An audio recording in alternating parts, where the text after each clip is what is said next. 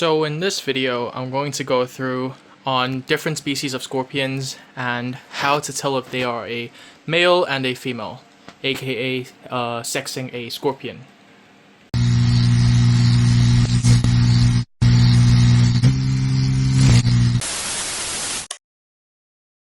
So, before we begin, let me go through some terminologies. Sexual dimorphism basically just means that if there are any physical differences in appearance based on their sex. Say, for example, male beetles have horns and female beetles do not have horns. Same with some species of scorpions. Some of them actually show this kind of trait. Not all species do. Some species are very difficult to differentiate whether if it's a male or a female. To be very accurate, usually we check their genital operculum and also their pectines and their pectine tooth. Tooth count and also the pectines help a lot. Operculum also helps a lot. And also, of course, their sexual dimorphism also, if applicable, also helps us tell whether if it's a male or female. We try to figure out as many ways as possible in terms of their physical differences when we sex scorpions because they are not too easy to sex at times, which is why we want to make sure that we figure out more ways to identify whether if a scorpion is a male or female. Right here, I have some homogeneous troglodytes, and let me just get my torch. Right, so as you can see, there are some differences in the male and the female in terms of their sexual dimorphism. If we look at the male, which is on the left side, their tail is actually a lot more longer, whereas the female actually has a shorter tail. If we look at their pedipalps and their chelae as well, as you can see, the male actually has a more narrow frame, longer frame, whereas for the female, they have a more rounded frame in terms of their pedipalps. Now here is a better view. As you can see, it's very obvious that this one is a male and this one is a female. Obviously, when they're in their juvenile stages, it's a little more difficult, which is why we try to check their operculum or even their pectines or pectines. Okay, moving on to the next one. Right here, we actually have some very normal species, Heterometricillinus, also known as the red claw Asian forest or the Vietnamese Asian forest scorpions. I took 4 of them out, which is 2 pairs, a pair of male and a pair of female, because I wanted to show you guys the differences in size that these species can get. This is what a normal size Asian forest would look like, okay? This is what it looks like on my hand, okay? Now these guys are actually huge, and I don't have a lot of them. I only have a pair of these crazy large specimen, but they are getting close to the sizes of a Pandapelpus viatoris or a Pandanus imperator, which is the emperor scorpions. So these guys are as big as those species, whereas these guys are your typical sizes when you buy your Asian forest scorpions. So sometimes, if you're lucky, you get huge sizes, and this is probably the maximum size you can get up to. From the anus to tail and a pile of shit, they can get up to 11 to 12 centimeters in length. I'm going to put a photo of how to measure scorpions accurately. A lot of times, people measure scorpions from the tip of their telson all the way to the tip of their chelae, which I don't think is the most controlled method in measuring scorpions. There's actually a very common way in how we measure scorpions, and a lot of hobbyists actually do this. So we go from the anus, not including the telson, all the way to the tip of their chelicerae, which is their mouth. So that would be a lot more controlled, and we try to measure them when they're in their skinny form, before they are in their pre-molt stages or in when they're too fat. Because the fatter they are, obviously the bigger they are in size. Now, aside from that, I want to talk about the actual sexual dimorphism. We'll use the larger specimen because they are a lot easier to see. Right here is the female and here's the male. For the male, as you can see right here, they have a little tooth sticking out of their chelae. Okay? Right there, yeah. A small tooth. For the female, you don't actually see this. And this is only in Heterometricillinus. For a lot of the other Heterometra species, such as the Thorelli, such as the Glaucus, such as the Cimmermani, Longimanus. Actually, a lot of these scorpions, they share a common trait for the Heterometrus family. Sorry, this guy's just escaping. With those species of Longimanus and Thorelli and Glaucus, etc., the female has a shorter chelae and male has longer chelae. Alright, here I've got some Chersonosymetris fulvipes. These guys, unfortunately, are wild-caught first generations. So as you can see, they're not in the best condition. This one is a male, it's suffering from some mycosis, whereas a female, it's pretty much fine, okay? But I'm working on a breeding project for these guys to make them captive bred and available. We don't have a lot of these CB species right now in the hobby, so I'm working very hard to make sure that these guys are now CB, captive bred, and no more wild caught. And I do know a lot of my friends, the people that I know some people are making very good progress in keeping some of these species. They're making a lot of progress in breeding them as well.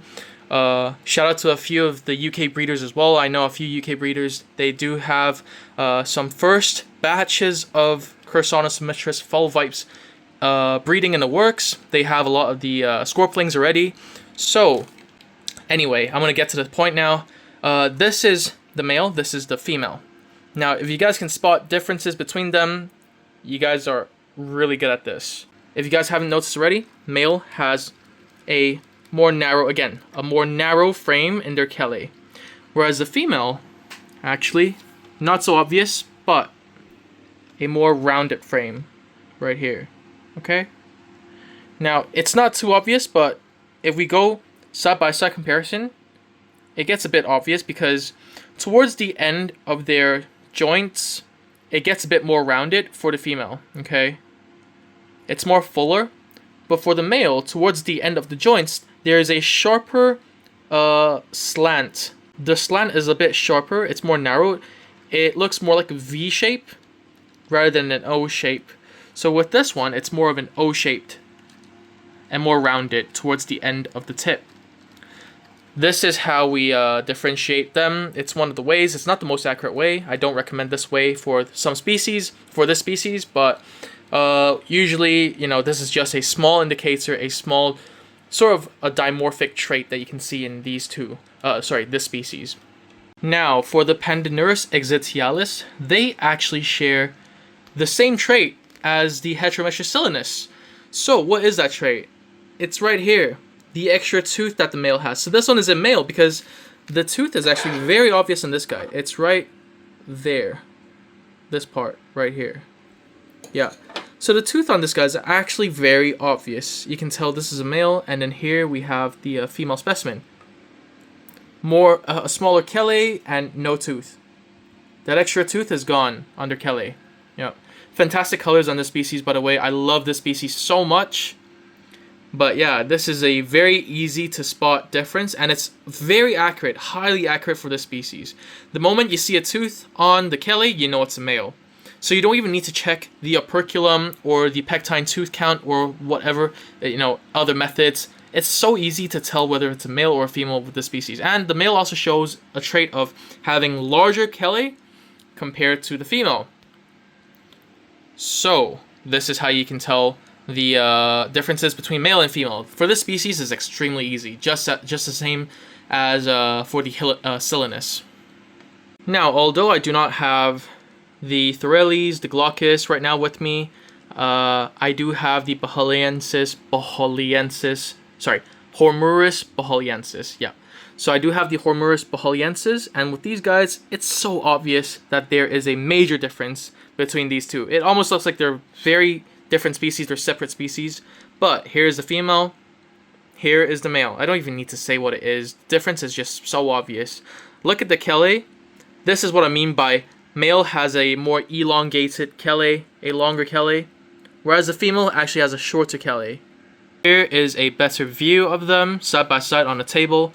They're actually not too small. They're pretty fairly sized. I'm just gonna show you guys what they look like. There we go. Trying to adjust it. Sorry, can you face this way? Yeah, there we go. Okay. Now, side-by-side comparison. Okay. Whoa, whoa, whoa, whoa, whoa. You know what? I can't control this, so I'm going to leave this back in there. Get the female. Oh, whoa, whoa. get the female back in there. There we go. And male's escaping again. Okay. Well, anyway, the next and final scorpion. I have this beautiful female right here with me right now. This is the Opistophalmus palipus, my dream species, and I still cannot believe that I have the species. I actually have a lot of dream species. This is just one of them. But yeah, it's an amazing scorpion. This is the female. I did say that. Yeah. So the chelae, again, more rounded, and it's actually a very common sexual dimorphism across a lot of species of scorpions. You'll see this in some Scorpiops species, in some Euscorpiops species, in Opistophalmus species, in Heterometrus species, in maybe even in Javanimetris, in Sri Lankametris, in Gigantometrus, and the list goes on and on and on. So this is actually a very common sexual dimorphism across many different scorpion species. So here is the female, and there is the male. Beautiful saber-looking like chelae. Oh my gosh, I love that sort of red towards the end, and then the yellow right there. The gradient is amazing. So it goes from this yellowish color and black all the way to this tip where it's like slightly purple red. It's like a dark burgundy color. What a beautiful species. Oh my gosh, I still cannot believe I have the species right now. I love them so much. I have another female which I can show you guys. Here's the other female. Just so beautiful. Their colors are so nice. Oh my gosh. These guys actually make like hissing noises when you scare them a little bit. But this one's not making a lot of hissing noise. Anyway, yeah, suffering from mycosis again. Trying to get them to be CB right now. They're actually very difficult to get to. They're not so easy to pair and breed. Oh, these are all the scratches from the Gigantometrus handling. Yeah, they're not too easy to actually pair and breed. It's because of the seasonal. It's like the season thing, right? With these guys, you actually have to cater to their season. From South Africa, you know, they only breed and they start pairing when it's like wet season, when it's warm again after winter, right after winter as well, when the temperatures start to rise again. That is the moment when they're most active and when they want to pair the most. I've tried to pair these guys, and they gave me 2 clutches already. I'm going to get another few clutches from them, try to see if I can get more of this species out in the hobby. I know a few others trying to do the same as well, because they're not so common and they're very expensive. These guys are extremely expensive. This is by far the easiest way to sex a scorpion. So, you get a tub with nothing in it, put the scorpion inside this tub, in any big tub. Then from the tub you want to pour it inside into the Ziploc bag. And then you want to zip it up, obviously. Make sure that the Ziploc bag has tiny holes. So before you place the scorpion inside the bag, you have to make sure there are holes. It first of all helps the scorpion to breathe, and then second of all, it also helps get the air out of this bag. So what we want to do next is we want to make sure we lightly get the air out. Okay, once we got the air out, what we want to do is we can flip this upside down now. You want to hold them in place, and you want to be careful. Okay, and there you go. You can check the scorpion. It will keep climbing. And it's also a bit struggling. It might stress the scorpion out a little bit, but it's not going to affect it too much. So the next thing we want to do is grab a UV torch, UV flashlight, and then you want to just shine it right under their stomach. Now be careful, you don't want to have this too close to them, because if it's too close, this actually has some heat. So you don't want to make sure that your UV flashlight, your UV torch, has some distance away from the scorpion, just enough light for you to see and check, and then you can get a quick video or like a quick photo of it, and you can zoom in, and then once you have all the photos, you can compare them side by side, and you can also tell if it's a male or female. If you're more experienced, you can tell immediately that this is a male or a female, but if you're not so experienced, you can take some more photos and have the photos placed side by side in your phone gallery. Okay? If you guys like this video, please go ahead and click the subscribe button. Some videos actually have over 27K views, but I only have 750 subscribers right now. However, there is a spike in subscribers recently, so I want to thank all the new joiners, all the newcomers, and also welcome to the channel. I'll keep posting more from now on as well. This is honestly very good motivation for me to post more videos, and I do want to share some more of my knowledge to everyone out there. Again, if there are any mistakes in my knowledge, feel free to correct my knowledge. But if not, I'm just happy to help you guys out. Peace.